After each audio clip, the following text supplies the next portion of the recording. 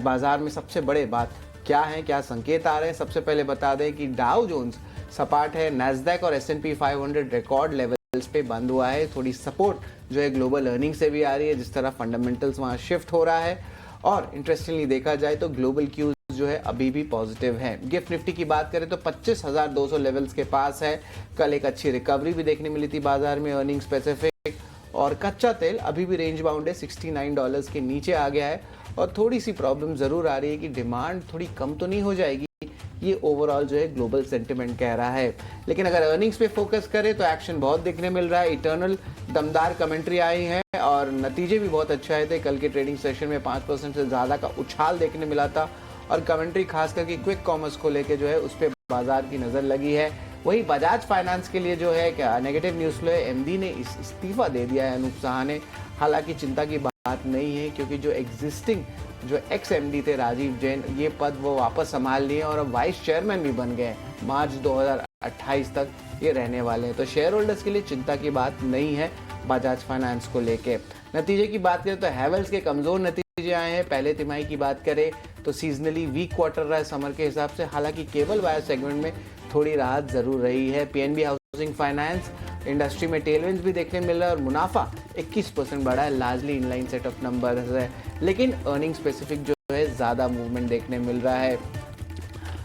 उसके बाद जो है ऑफकोर्स बात करेंगे मानसी, आप ग्लोबल जो सेटअप देखने मिल रहा है यहाँ पे बात करें तो कुछ खास अनाउंसमेंट्स नहीं आ रहा है। अभी भी जो है इंडिया अपनी डेलीगेशन भेज रहे हैं यूएस, अभी तक मतलब कहीं पे मामला फंसा हुआ है। अब मामला फंसा हुआ है और बाजार भी अब इसको डिस्काउंट कर रहा है, ट्रेड टैरिफ्स को। ग्लोबल मार्केट्स की बात करें तो आप कहेंगे फंडामेंटल्स पे नजर आ रही है, तो इसलिए अब स्टॉक स्पेसिफिक मूव आ रहा है। Same in India. तो यहाँ पे लग रहा है मानसी की ओवरऑल फंडामेंटल्स सबसे इम्पोर्टेंट है। और शरद, आपको याद होगा 2022 में जब रशिया यूक्रेन का वॉर लाइक सिचुएशन शुरू हुआ था और उसके बाद वो सिचुएशन बस चले ही जा रहा था, तो मार्केट ने शुरुआत में उस पर रिएक्ट जरूर किया, लेकिन अब उसका कोई अंत ही नहीं आ रहा है। तो मार्केट उस चीज को दरकिनार कर फिर अपनी तेजी की तरफ या अपनी चाल की तरफ आगे बढ़ जाता है। ठीक उसी तरह के टैरिफ इम्प्लीकेशन में भी सिनेरियोज नजर आ रहे हैं। डेवलपमेंट्स हो रहे हैं, कुछ तमाम अनाउंसमेंट्स आ रहे हैं, लेकिन डोनाल्ड ट्रंप की तरफ से अपडेट्स हैं, इतने सारे कंटिंजेंट सिनेरियोज हैं, तो बाजार को फिर उसे दरकिनार कर अपने ट्रिगर्स की तरफ बढ़ना ही होगा और मार्केट्स कर भी रहे हैं। और मानसी कल का रिकवरी देखे क्या शानदार, तो मेंटेन करके रखा। हाँ। निफ्टी हो या निफ्टी बैंक हो, दोनों लेवल्स आप बता रहे थे वो मेंटेन करके रखा था, तो ये तो बहुत अच्छी स्ट्रेंथ वाली बात है। एब्सोल्युटली। नतीजों का दौर तो भारतीय बाजार में चला ही है, लेकिन शायद एक बार विस्तार से पहले विदेशी बाजार के संकेत जो है हमारे व्यूअर्स के सामने रख देते हैं। गिफ्ट निफ्टी की तरफ से तो हम देख रहे हैं इम्प्लाइड ओपन 60 पॉइंट्स हैं, इसके अलावा भी सब कुछ ठीक ठाक है।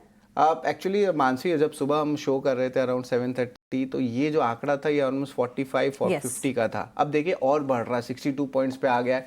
इम्प्लाइड ओपनिंग 25,190 का आ रहा है और अब लार्जली मिले जुले संकेत आ रहे हैं यूएस मार्केट्स में। थोड़ी देर पहले मानसी के साथ डिस्कस भी हुआ था कि अब फंडामेंटल्स पे बाजार की जो है आप कह सकते हैं रुख ज़्यादा देखने मिल रही है। उतार चढ़ाव के बीच में मिले जुले हुए थे अमेरिकन बाजार की क्लोजिंग। डाउ जोन्स की बात करें तो ऊपरी स्तर से 300 अंक फिसले थे। वही नैस्डैक की बात करें तो 78 पॉइंट्स हाई थे, नए रिकॉर्ड लेवल्स पे थे। तो ऑफकोर्स आईटी स्टॉक्स के लिए पॉजिटिव हो सकता है। और एफआईज जिस तरह कल बैंकिंग स्पेस में गए थे, तो बैंकिंग से आईटी में भी आ सकते हैं, बट ऑफकोर्स ये फारफेच्ड है। नैस्डैक की बात करें तो लगातार छठे दिन जो है यहाँ पे तेजी देखने मिली है। अल्फाबेट 3% ऊपर है, अमेजॉन के शेयर 1.5% में तेजी आई है और अच्छे नतीजे की उम्मीद से वेरिजॉन का शेयर भी 4% उछला है। तो बिग टेक अर्निंग्स तो अच्छे आ ही रहे हैं। इसके अलावा जो नॉन टेक वाले अर्निंग्स हैं, जो बड़े लार्ज कैप्स हैं यूएस में, उनके भी नतीजे अनुमान से बेहतर आ रहे हैं।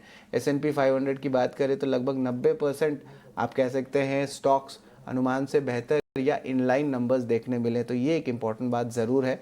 टैरिफ को लेकर निवेशकों के बीच जो डर कम हो रहा है, अब ये जो ऑफकोर्स देख रहे हैं कि सब चीज़ फैक्टर इन धीरे धीरे हो रहा है। 1 अगस्त डेडलाइन है और बातचीत चल ही रही है, बट लार्जली सब डिस्काउंट हुए जा रहा है। यूएस फ्यूचर्स में बढ़त है interestingly, Dow futures, Nasdaq, S&P 500 सब पे आप नज़र डालें। तो वही एशियाई बाजार की बात करें तो यहाँ पे भी संकेत जो है मिक्स टू पॉजिटिव के बीच में है। गिफ्ट निफ्टी करीब 60 अंक ऊपर है, 25,200 के पास है, तो ये बहुत एक इंपॉर्टेंट लेवल रहेगा आज ट्रेड करने के लिए।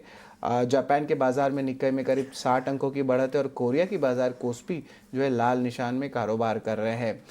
लार्जली नेट नेट बात करें तो ट्रेड वॉर की चिंता से जो क्रूड डिमांड है वहाँ पे थोड़ी दबाव की आशंका देखने मिल रही है। हालांकि कोई बड़ा जियोपॉलिटिकल इवेंट पिछले 3 से 4 दिन में नहीं हुआ है। क्रूड एक रेंज बाउंड में फंसा हुआ है $69 to $70 के बीच और यहीं पे मूव कर रहा है। कॉमेक्स की बात करें तो सोना लगभग $3400 का है, तो थोड़ा सा माइल्ड जंप ज़रूर आया है, बट ऐसा नहीं है कि आप कहेंगे कि सेफ हेवन डिमांड के कारण गोल्ड के प्रति जो है बड़े इंस्टीट्यूशनल फ्लोज आ रहे हैं, ऐसा कुछ नहीं है। चांदी भी सपाट लेवल्स पे अभी काम कर रहा है। तो नेट नेट एसेट क्लासेस एक रेंज बाउंड में है। मार्केट्स भी धीरे धीरे जो है फैक्टर इन कर रहा है कि यूएस ट्रेड डील बाकी सारे दुनिया के देशों से कैसे मूव करेगा। और एक अच्छी कमेंट्री आई थी, एक अभी जस्ट आया, तो मैं बस शेयर कर देता हूँ मानसी आपसे, कि इंडोनेशिया के साथ डील जो हो रही है अच्छी इन लाइन में होने वाली है। अब मैं इसलिए बता रहा हूँ क्योंकि थोड़े दिन पहले डोनाल्ड ट्रम्प ने कहा कि भारत के जो ट्रेड डील्स होगी इंडोनेशिया के लाइन में होगी। हाँ। तो अब भी देख रहे हैं कि ट्रेड डेलीगेशन भी जा रहे हैं, इंडोनेशिया के बारे में कमेंट्री आ रहा है, तो लगता है 3-4 दिन 5 दिन में शायद कुछ 1 अगस्त के पहले आएगा भारत के लिए। एब्सोल्युटली। तो विदेशी बाजार से तो संकेत इस वक्त काफी